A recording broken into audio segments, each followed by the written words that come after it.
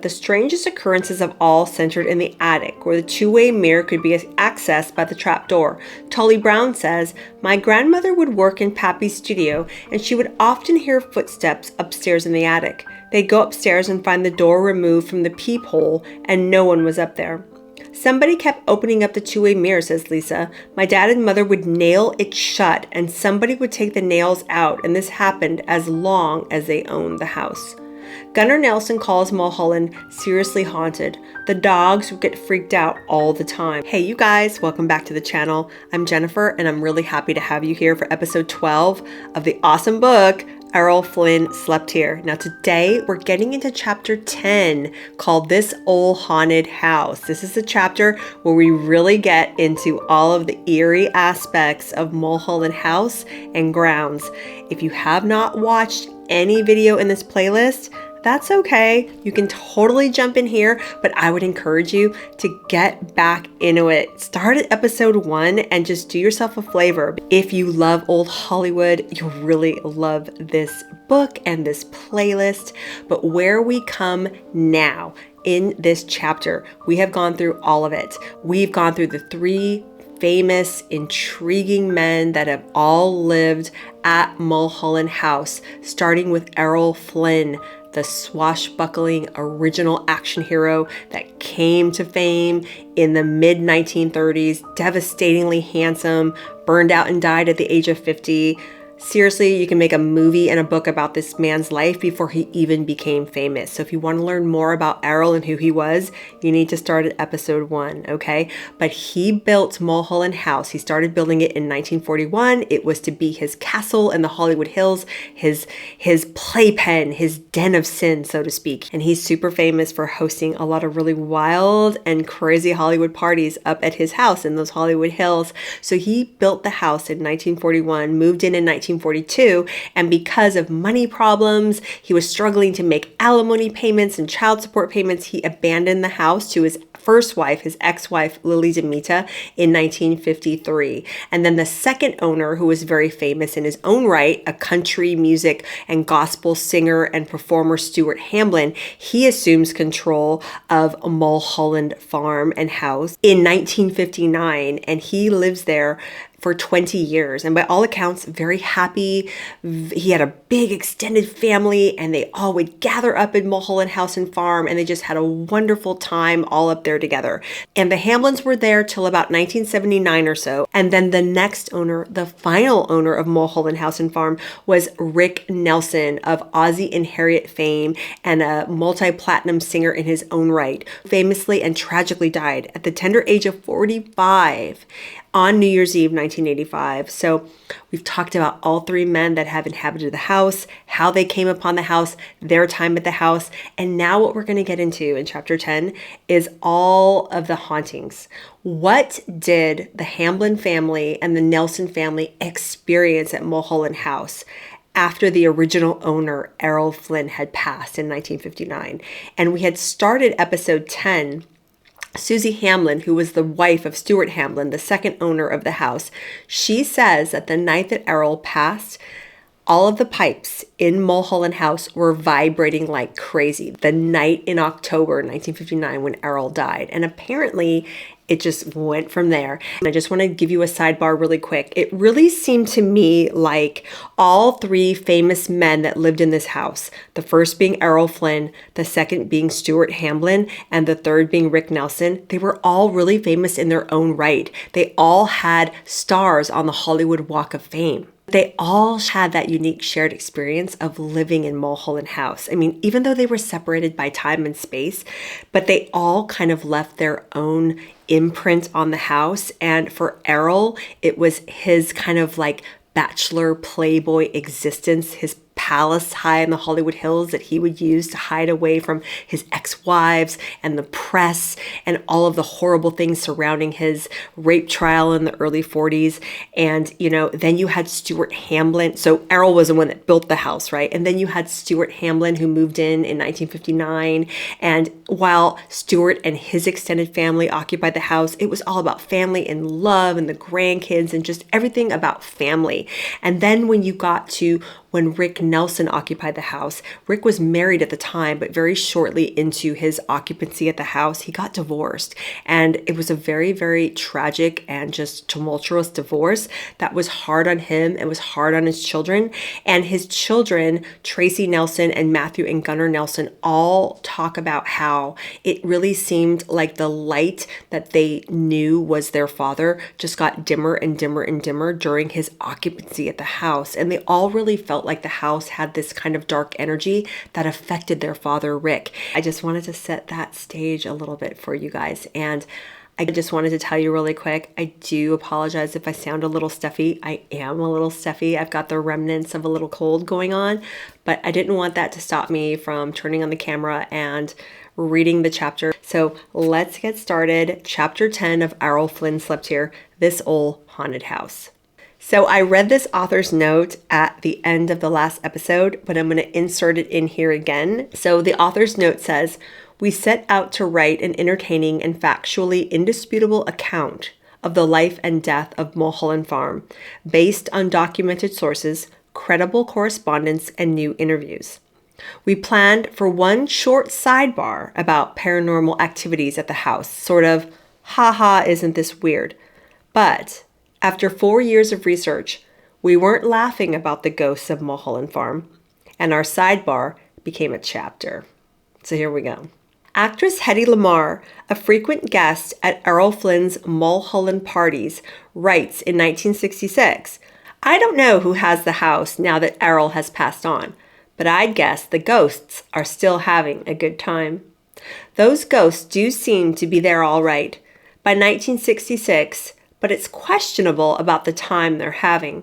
In fact, no documentation exists about hauntings at Mulholland Farm prior to October 14th, 1959. That's the night Errol died. But as noted, Susie Hamblen certainly knows of Errol Flynn's demise when the house announces it." And that's when she goes into saying that literally every pipe in the house started rattling. It was just so unbelievably loud. Was it, Errol's passing? I mean, I really believe that the man is in purgatory, and that's why I pray for him, but I digress, okay? After Flynn's passing, Beverly Adeland, that was his teenage girlfriend he had at the time that he died, she had told the British tabloid The Daily Sketch, "Of course Errol isn't really dead. His body is gone, I know, but nothing could destroy him. He's around, I know it." Oh, don't we know it, Beverly? Don't we know it? In a similar vein, the actor David Niven, who was one of Errol's best friends, fellow British actor, David Niven felt that Flynn's spirit was always hovering about, trying to guide him through the trying times faced by a Hollywood actor. Niven also believed that Flynn came to him in a dream and urged him to leave Hollywood and move to Europe. Stuart and Susie Hamblen's daughter, Lisa Hamblen Jassery, and remember, Stuart and Susie were the second owners of the farm. Lisa would never see a ghost at Mulholland in her 20 years there, but she's quick to note the house was spooky. There were a lot of spooky parts to it. How aware are Stuart and Susie of ghosts in their day-to-day life at Mulholland? Lisa's nephew, Tully Hamblen Brown, said, "I do believe that Nana and Pappy, our grandparents, felt that stuff was going on there, but it's not like they wanted to sit all the grandkids down and say, 'Look, the house is haunted.' He laughs and says, 'They were always trying to brush it off. I think they got used to it.' There were no poltergeist activity, although one morning they woke up with the bed moved away from the secret passageway in the bedroom wall," end quote. Well, I think if you woke up with your bed moved in an entirely different location, that would qualify as paranormal activity. But anywho, moving on. On October 10th, 1963, when Stuart Hamblen pays a visit to the Jimmy Dean Show on ABC primetime television after living at Mulholland Farm for 4 years, Dean tells his live audience, as an aside, that Stuart lives in the house built by Errol Flynn. In response, Hamblen says, "There are a few ghosts around, but we don't bother about them." And I'm going to insert that clip here, and you watch it and tell me what you think. I find it so weird that the host seems to be excited about the fact that Stuart Hamblen lives in the house once built and occupied by Errol, right? And then Stuart starts a very interesting segue saying, "Oh yeah, I'm here and there are ghosts around, but the wife and the family, we don't really pay him mind." But above all, he's a real man's man and one heck of a guy. My friend, Mr. Stuart Hamblen. Would you bring him out?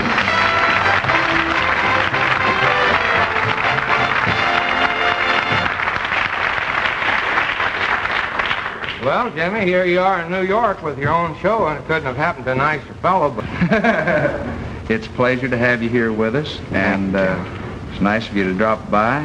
And how are things in California? Well, about the same. I mean, it's tedious living anywhere. Can I tell you something? This man lives in the house that he bought the house and lives in the house that Errol Flynn built. And that's something. Well, we use it a little differently, though, than Mr. Flynn.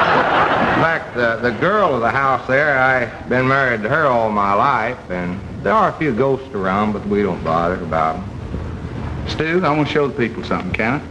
Oh. And then the host, Jimmy Dean, just kind of like moves on to the next thing. And I'm like, wait a minute. I'm sorry, what? Like, that was such a missed opportunity. What would Stuart have said had he been given the liberty to expand on his story? I mean, why didn't Jimmy Dean turn to him and say, "I'm sorry, what?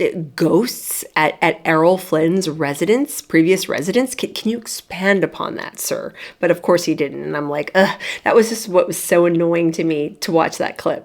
Harv Presnell says, "The funniest story about the ghost was that Pappy came one day and said, 'There's a naked lady at the gate.' Nana said, 'You're seeing things. Have you been drinking?' He said, 'No, there's a naked lady hanging on the gate trying to get in here.' She said, 'Well, go take care of it.' So he went out and she disappeared." That was a story that they loved to tell. Now, Harv Presnell, one of my favorite movies is Fargo. And if you remember in the movie, I forget the character's name, but the guy that's paying, Steve Buscemi and the other guy to kidnap his wife, that is the wife's father who's in that movie. So that's who Harv Presnell is.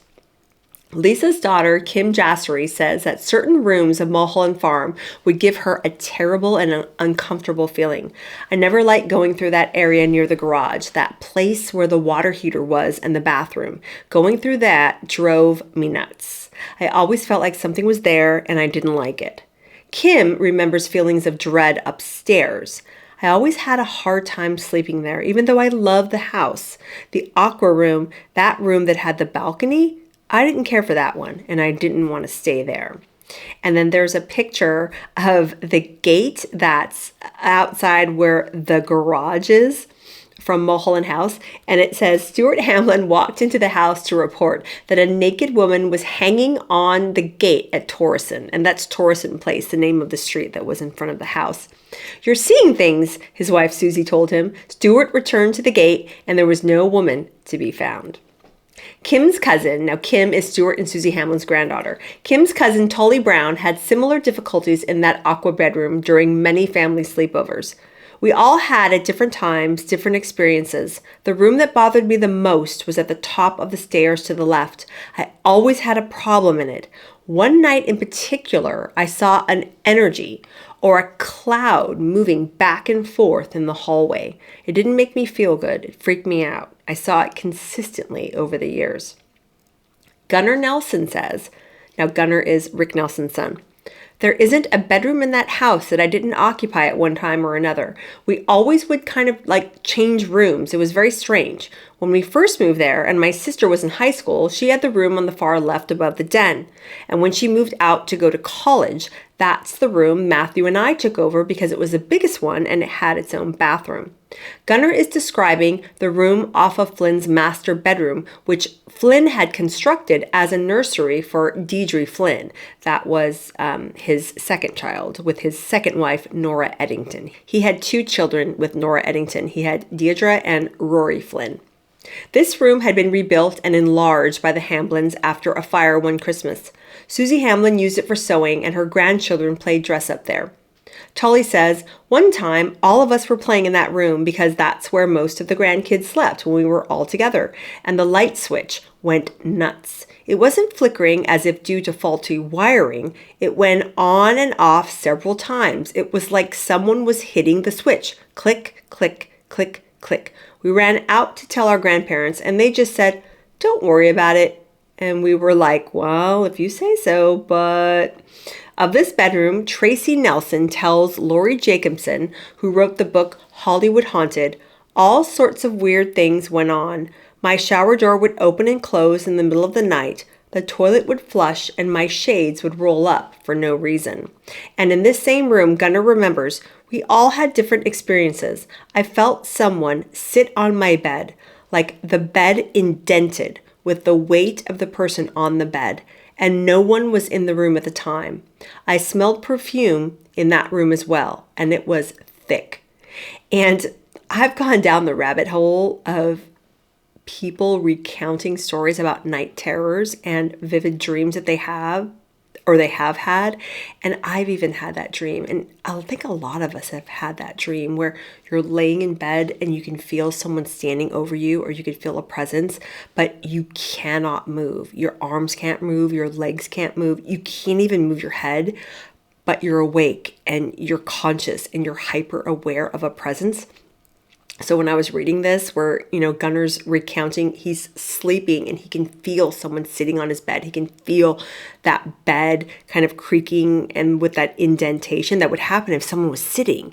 And it's so scary. And it just takes me back to that. And there are people that do suffer from those types of night terrors consistently.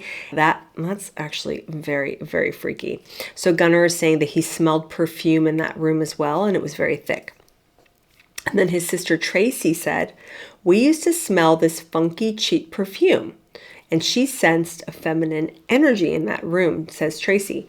It didn't feel like a young, naive girl. It felt like a cynical presence. With Mulholland Farm gone and no obvious way to investigate the haunting, the authors asked for help from Nancy Meyer, who is a national renowned psychic investigator, author of the book Silent Witness, The True Story of a Psychic Detective. She's a regular on Court TV's Psychic Detective show and a respected consultant on FBI, state police, and local homicide and missing person cases. And I guess this psychic is inspecting photographs of Mulholland Farm, and she's saying that the woman at Mulholland would take exception with Tracy Nelson's description of the perfume. She wouldn't have thought of it as funky or cheap, says Nancy. It had a very strong odor, and I could see why people would refer to it that way. Meyer feels that the woman described by Tracy Nelson had worked for the studio as a secretary or assistant and was in love with Errol Flynn, unrequited love. In the course of her job, she had spent a great deal of time at Mulholland, including periods of lonely solitude in the area of the nursery.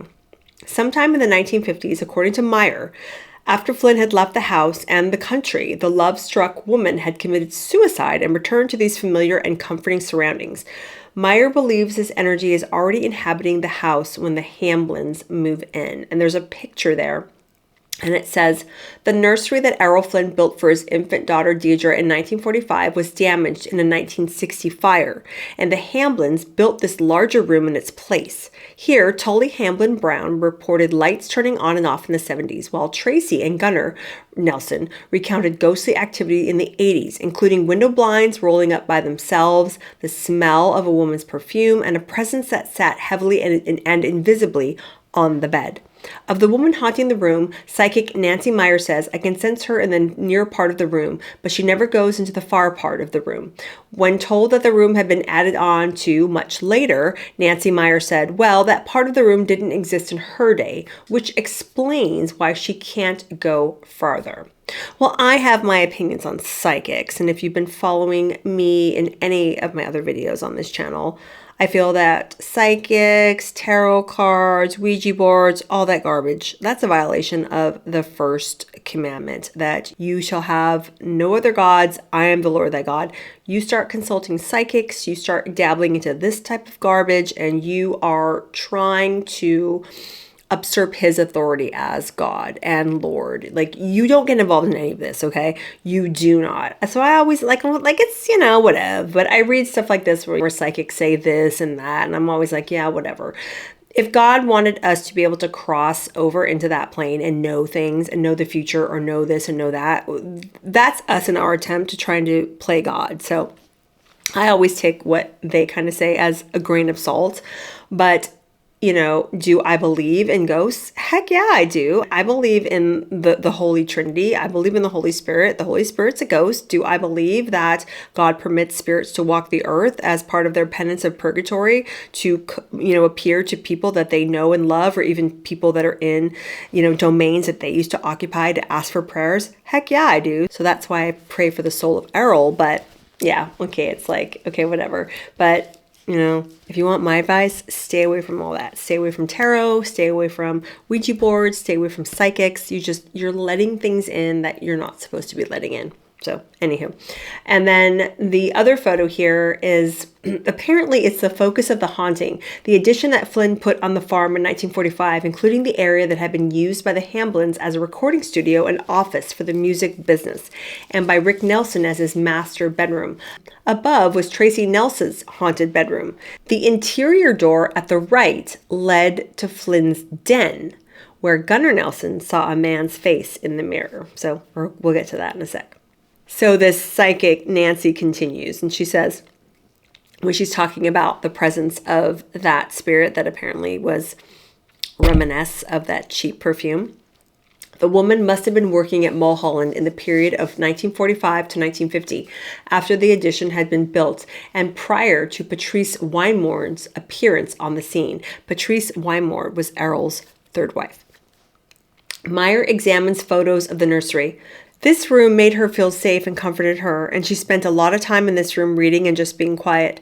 Of Flynn's involvement with this woman, Meyer says he saw her as someone who assisted him, but he didn't see her as a desirable woman, but she was very much in love with him. Meyer says she is confined to a certain part of the nursery. When told that the room had been added on by the Hamblens after a fire, she said, well, that part of the room didn't exist in her day, which explains why she can't go farther. Okay, so is there any record of who this woman was who apparently considered suicide? I don't know. This psychic doesn't give any further explanation. See what I mean? Paranormal activity is reported both upstairs and down. Says Gunnar, I saw reflections of a man in the mirror right in the den, opposite the peephole in the ceiling where Errol would look down and see who was in the house because it had a really good view of the entire house. I definitely saw a man's face in that mirror a bunch of times. It's too bad that they don't expand upon this in the book, because I would really love to hear what Gunnar said about it. Who did the man's face look like? Did it look like Errol? It doesn't say. Harold Presnell says, remember the guy, the actor from Fargo I was telling you about? He said, there were quite a few things that went on in the entertainment area where there was a fireplace and the music room. That's where a lot of sightings, so-called, of the ghosts happened.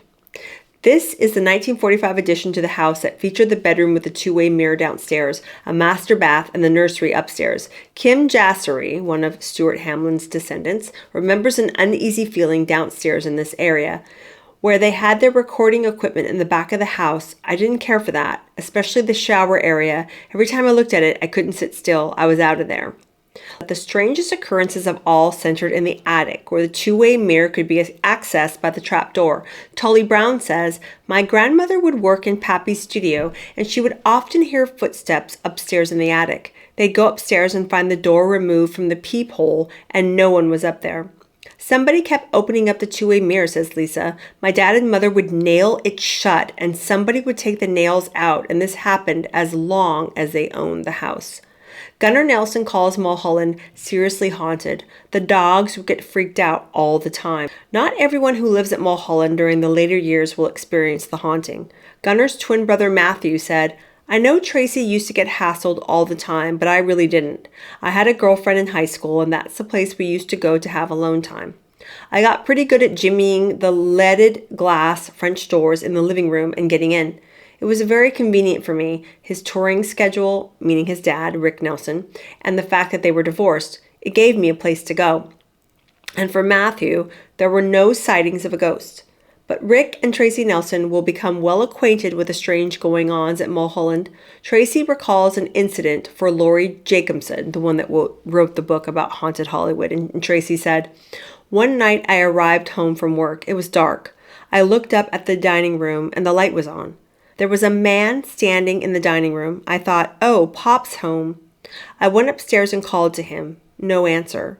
Then the phone rang and it was Pop, calling from the road to say he'd be home tomorrow.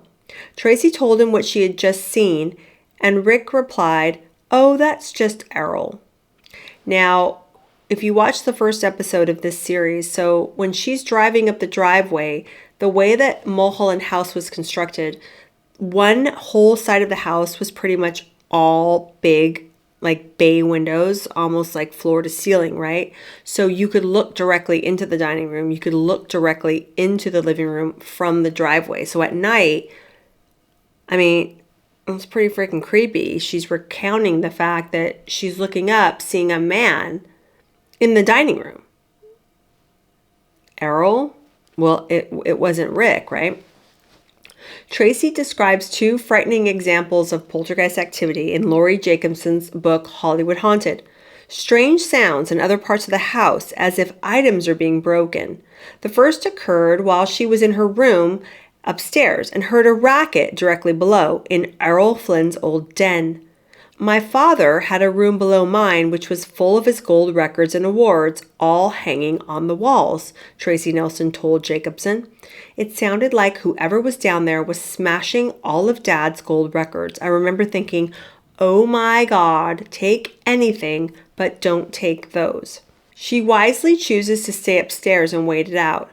It was really loud. The house was shaking. It sounded like people were throwing things against the walls, breaking chairs and breaking glass. The sun finally went down. It had been quiet for a while, and I thought it was safe to go downstairs. I talk about that whole story in more detail in episode 1. Jacobson reports that on the first floor, Tracy Nelson did not find broken glass or smashed furniture. Instead, all the lights had been turned on. 2 pet cats were in Rick's bedroom, and the door had been locked from the inside. Nothing else in the house had been touched, and Tracy decided then and there to move out. A similar episode is experienced by Rick Nelson and Helen Blair and related to his daughter Tracy, who wonders if these chaotic events are meant to be some sort of communication. My father's death was such a cataclysmic thing for the family, Tracy says in retrospect. Maybe the smashing was a warning. Who knows? And there's a picture in the chapter that shows the view from an upstairs dormer window in Mulholland House looking down onto the pool. And it says, in March 1987, author Robert Matzen stood by the pool and looked up into this dormer window and thought he saw a figure peering out. Was it the ghost in the nursery, the one reported by Tracy and Gunnar Nelson? The authors of this book visit Mulholland House in 1987 after it has stood empty for a year. Mike Mazzone feels nothing unusual in the house. Robert Matzen's experience is quite different. I was standing by the pool looking at the house in dead silence in the middle of the day when I became aware that I wasn't alone. It hit me all at once, this uneasy feeling of being watched. I felt like someone was looking out from the second floor dormer to the left. I felt something there. I think I saw something there. But then reason takes over to say I was just imagining things. It wasn't until 18 years later when I read Tracy Nelson's account of her years at Mulholland that I felt relieved. Maybe I wasn't crazy. Gunnar Nelson says, If people told you, hey, it was all peaches and cream with that house, they would be lying. There was a definite sexually charged, slightly aggressive, dark energy, if you weren't very, very careful. Gunner's description fits perfectly into the late master of Mulholland, Errol Flynn. Mulholland Farm is the only spot on earth where Errol Flynn ever really settles in. It's his only home. He lives in other houses and other places, but never long enough to take root. Mulholland serves as his playpen and his refuge. If one chooses to believe in ghosts, then there is no more logical place for Flynn's energy to reside than here. And it's too intriguing that his face is seen in a mirror. First, Flynn states, in My Wicked, Wicked Ways, that he doesn't like to look at himself in the mirror. He does, and I'll read that one to you in a later episode. Second, during his life at Mulholland, he is known for his parties and for looking at others through his own two-way mirror. Gunnar Nelson said, that house was kind of like a living, breathing entity. I had felt it at times when it seemed like a neglected person who just wanted a little love into it. At times, it felt like it was giving off a lot of positivity, and the energy in the house was highly sexually charged. It just always was. There was always a really electric sexual energy in that house. It might have been the spirit of Errol. I don't really know. Well, if you know anything about Errol and his love for the ladies, that would definitely make sense what Gunnar is talking about, to have that highly sexually charged energy in the house, because Errol was a playboy. He was searching for love his entire life, and I really do believe that Errol's idea of love was through the physical act of love, because he had such a difficult relationship with his mother, and particularly with his first wife. I think he was searching for an emotional attachment that he never quite felt. He never felt that soul connection with a woman. So that's why I feel that he was so desperately trying to find that connection. And unfortunately, he was looking for it through the physical act of love, sex, but I don't really know if he ever really felt accepted or loved purely for himself outside of the sexual act, which is pretty sad. But it says, Tully Brown is a grandchild of Stuart and Susie Hamblen, the second owners of the house.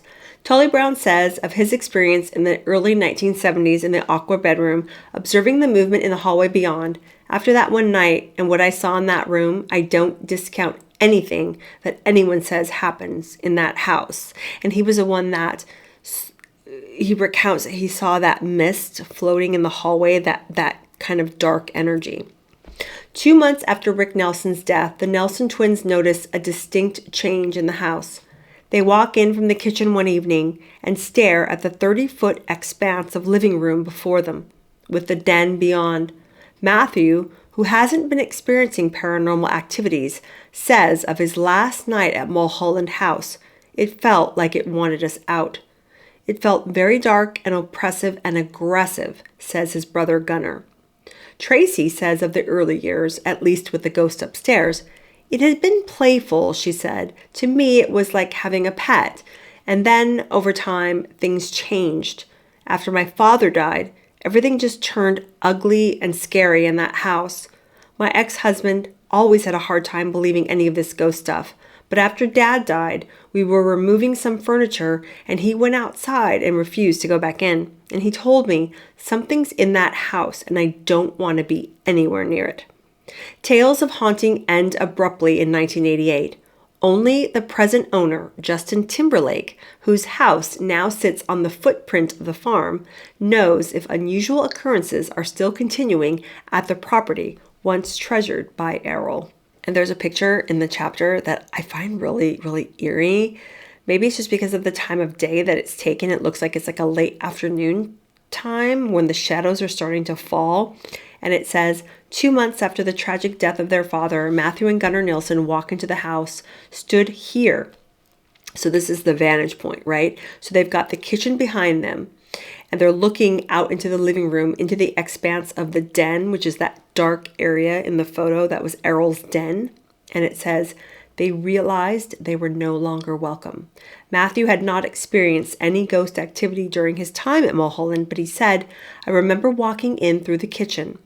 And looking into the living room, it's nighttime and it felt incredibly foreboding, like it wanted us out. Gunnar described the house at that moment as dark, oppressive, and aggressive. And there's another really sad picture of the house with the pool and just the overgrown and dried up lawn. And it says, less than 2 years after the death of Rick Nelson, Mulholland Farm sits deserted. The strip of grass that had been once trod upon by Hollywood immortals, now scorched by the California sun. But were all of the inhabitants really gone? Now, as we go into subsequent chapters, the authors are going to talk about their time at Mulholland when the house was already deserted because the Nelson family had moved out. Rick Nelson had tragically passed, and all of his children, one by one, had moved out. And they described their time exploring the house and taking all the pictures of the deserted grounds and house and what they felt and observed. And then they described tragically one day in the late 80s coming up again to visit the house and take pictures. The house is just completely gone one day, just completely demolished to the ground.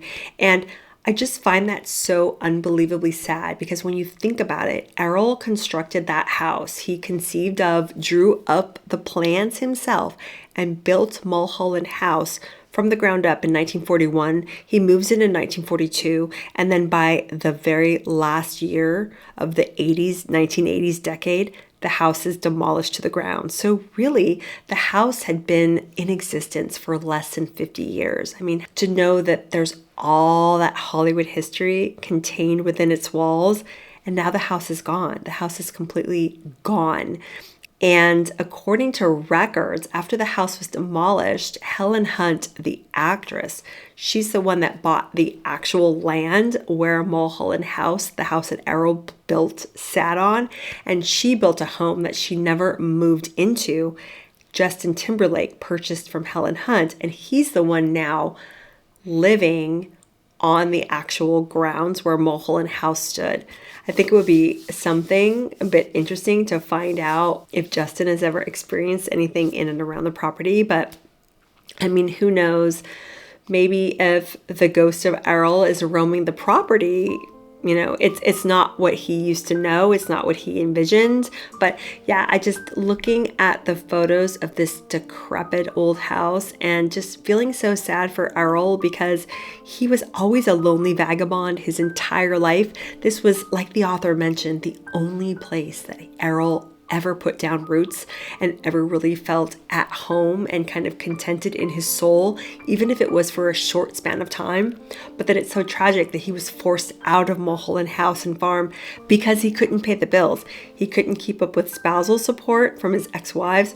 He couldn't keep up with child support, alimony payments, all that. So he's forced out. So I've always kind of been of the belief that the energy that had to surround Errol when he was forced out of that property, maybe that's why the Hamblen's and the Nelsons felt his presence, because Errol probably rightly felt that it was his and he was forced out. So that's why he's making his presence known. All very, very eerie, so tragic, so sad. I can definitely see Errol wanting to reclaim his own little piece of land, his own little area that felt close for his heart and soul, where he felt contented, walking around that home, kind of reminding Stuart Hamblen and his family and Rick Nelson and his family that they weren't alone, that he was still around. So thank you for joining me for this chapter. And the next one, chapter 11, is going to be called The Death of Mulholland Farm, where we find out about how the house was demolished and what happened to the house after Rick Nelson's tragic death. Thank you so much for watching. I will talk to you very, very soon. Thanks, guys. Bye.